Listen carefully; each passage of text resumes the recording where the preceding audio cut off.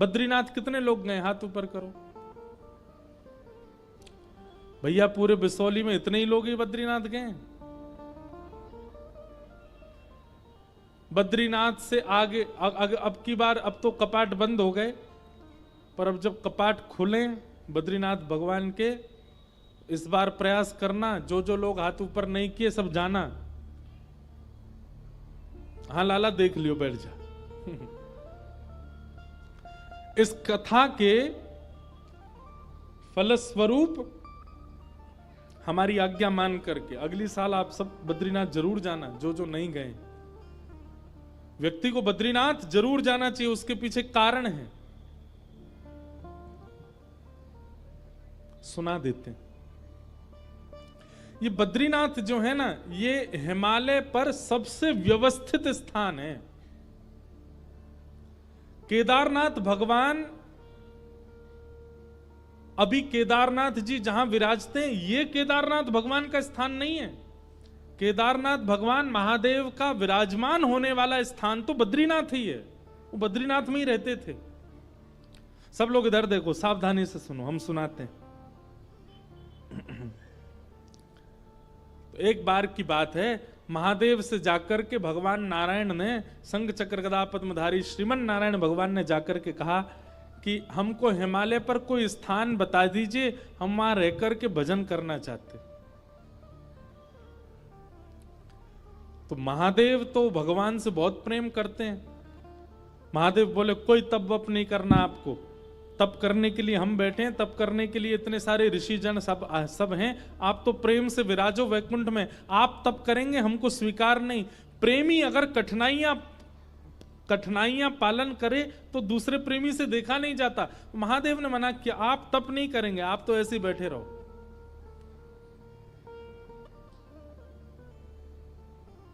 भगवान ने फिर कहा नहीं नहीं, हमको तप करना है, हमको तप के लिए स्थान दो। महादेव फिर बोले भैया आपको तप करने की क्या जरूरत है, आप भगवान हो साक्षात। महादेव ने कोई स्थान प्रदान नहीं किया, पूरा हिमालय महादेव का है, उनकी आज्ञा के बिना कैसे जाएं।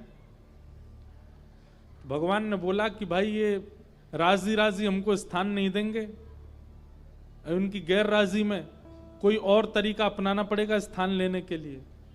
तो जहां अभी बद्रीनाथ भगवान बैठे हैं, यहां पर महादेव और पार्वती जी विराजते थे। और बद्रीनाथ जो है ना, ये देवताओं का पर्यटन स्थल है, यहां देवता घूमने आते हैं। वो बात बाद में ऐसी व्यवस्थित हो गई, 6 महीना मानव वहां घूमने जाते हैं, फिर 6 महीने के लिए अभी जब बंद हो जाते हैं तो देवता वहां निवास करते हैं। तो देवता वहां घूमने के लिए आते हैं, पर्यटन के लिए आते हैं। तो वहीं आपने देखा होगा कि बद्रीनाथ भगवान मंदिर के ठीक नीचे तप्त कुंड है, जहां माइनस टेम्परेचर में भी इतना गर्म जल अपने आप पहाड़ों से आता है कि उसमें लोग स्नान करते हैं तप्त कुंड में। तो महादेव और श्री पार्वती जी नित्य तप्त कुंड में स्नान करने के लिए जाया करते थे ब्रह्म मुहूर्त में। एक दिन महादेव और पार्वती जी दोनों गए तप्त कुंड में स्नान करने, तभी देखा कि नन्हा सा बालक तप्त कुंड के बगल में सोया है और रो रहा है। पार्वती जी देख करके घबरा गई। जैसे ही बालक को उठाने गई, महादेव बोले रुक जाओ, ये कोई मायावी बालक लगता है। इतने विशाल पर्वतों के बीच में तप्त कुंड के पास ये नन्हा सा बालक यहां कैसे आ गया?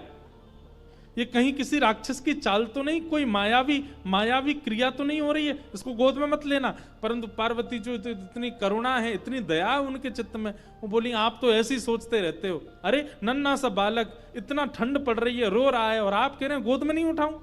तुरंत पार्वती जी ने गोद में उठा लिया, कंबल में लपेट लिया, बालक को हृदय से लगाया। अरे इतनी रात्रि, इतना ठंड पड़ रही है और ये बालक ऐसे उघारा सा बैठा है। महादेव बोले हमको समझ नहीं आ रहा है, लग रहा है कोई तो गड़बड़ी है। पार्वती जी बोली अब आप सोचते रहो, हम तो, हमारे हृदय का वात्सल्य भाव है, हम तो इस बालक को ऐसे नहीं छोड़ सकते। और पार्वती जी गई और उस बालक को ले जा करके उस स्थान पर बिठा दिया जहां महादेव और पार्वती बैठते हैं। महादेव बोले जल्दी करो, स्नान का समय हो गया है, ब्रह्म मुहूर्त का काल है, हमको और भी नित्य कर्म करने, जल्दी चलो स्नान करके अपना निवृत्त हो। पार्वती जी बोली ये बालक अकेले छोड़ के जाएंगे, रोएगा, इसको खेलने के लिए कुछ खिलौना देने पर, यहां बद्रीनाथ में कहां खिलौने आए। तभी वहां बेर का वृक्ष है, बेर को ही संस्कृत में बदरी कहते हैं, बदरी फल। वो बेर के वृक्ष से कुछ बदरी फल तोड़ करके उस बालक के पास रख दिए और उनको गेंद समझ करके वो बालक खेलने लगा। पार्वती जी बोली अब ये बालक जब तक इन गेंद से खेल रहा, हम स्नान करे आते हैं। जैसे ही महादेव पार्वती जी के साथ गए, तप्त कुंड में स्नान आदि किया, अपना नित्य कर्म नियम करके जैसे ही लौट करके आए तो उस स्थान का द्वार, मुख्य द्वार बंद था। खूब प्रयास करने पर भी वो द्वार जब नहीं खुला, महादेव ने क्रोध में भर करके जैसे ही उस द्वार को देखा, द्वार खुल गया। वो बालक तो वहां नहीं था, वही बालक शंख चक्र गदा पद्मधारी श्रीमन नारायण के रूप में तपस्वी की अवस्था में सामने बैठ गए। महादेव ने जाकर के कहा हमने पहले ही कहा था ये कोई मायावी बालक है, ये कोई सामान्य बालक नहीं है। लेकिन महादेव के नेत्रों में आंसू आ गए और प्रणाम करते हुए कहा श्रीमन नारायण आपको क्या आवश्यकता है तप करने की, आप क्यों तप कर रहे हो,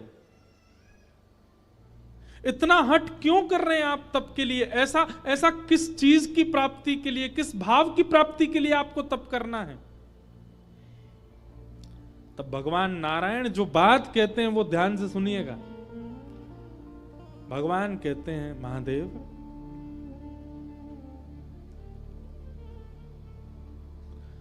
कर्म की पत्नी का नाम है तपस्या। आप लोग सारे शास्त्र उठा करके देख लीजिए, कलयुग से पहले जितने भी युग हैं उन युगों में चाहे दैत्य हो, चाहे ऋषि हो, चाहे महापुरुष हो, चाहे मानव हो, तप सबने किया। रावण भी तपस्या करने गया था, हिरण्यकश्यप भी तपस्या करने गया था, हिरण्याक्ष भी तप करने गया था, कंस भी तपस्या करने गया था। इसका मतलब क्या है, अन्य युगों में आप कितने भी कर्म कर लो, जब तक आप तप नहीं करोगे आपको कर्म का फल नहीं मिलेगा, क्योंकि कर्म की पत्नी का नाम है तपस्या। बिना तप किए कर्म फल नहीं देता। और कलयुग में लोगों पर इतना समय नहीं है कि वो तपस्या करें, वो तप कर पावे। इसलिए श्रीमन नारायण भगवान कहते हैं कलिकाल में जन्म लेने वाले हर मानव के नाम का संकल्प लेकर के मैं ही तपस्या में बैठा हूं, मैं तपस्या कर रहा हूं। मेरा, आपका, हम सब का नाम लेकर के श्री बद्रीनाथ भगवान ही तपस्या में बैठे। हम कर्म करते हैं हमको फल मिल जाता है, तपस्या तो हमने की नहीं। कौन, क्यों? क्योंकि तपस्या साक्षात नारायण भगवान कर रहे हैं।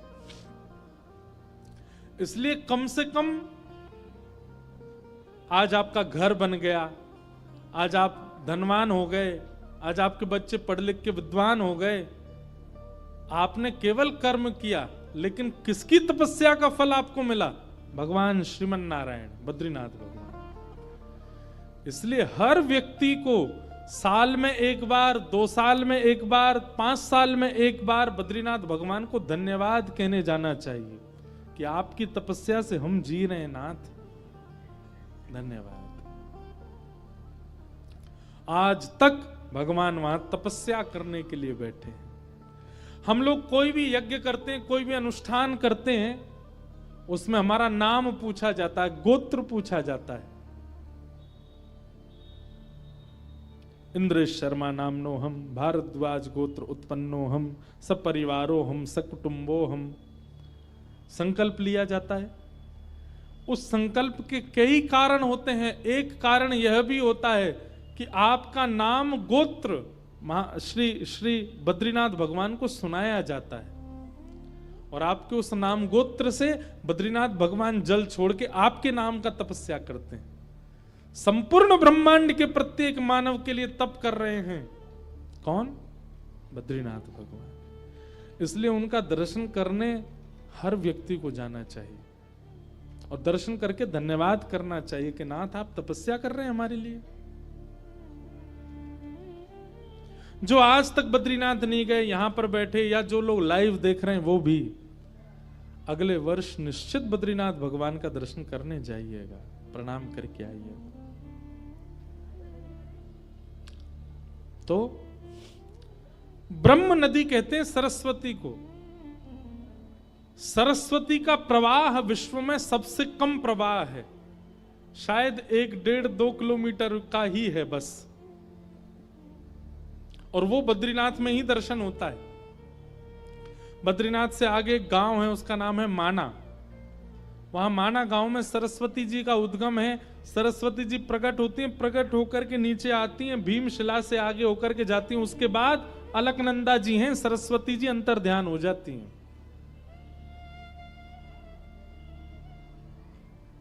बस इतनी देर का ही दर्शन होता है। उन्हीं सरस्वती जी के तट पर वेद व्यास जी अपनी कुटिया में रहते हैं, अपने परम आश्रम में रहते हैं। अगर आपने अभी तक हमारे चैनल को सब्सक्राइब नहीं किया है तो जल्दी से आप सब्सक्राइब कर लें, जिससे आने वाले वीडियो आपको जल्दी जल्दी मिलते जाएं, और नोटिफिकेशन बेल आइकन को प्रेस करें, जिससे आपको हमारे वीडियो का नोटिफिकेशन मिलता रहे। और लाइक और कमेंट करना ना भूलें। आप सभी को नमस्कार।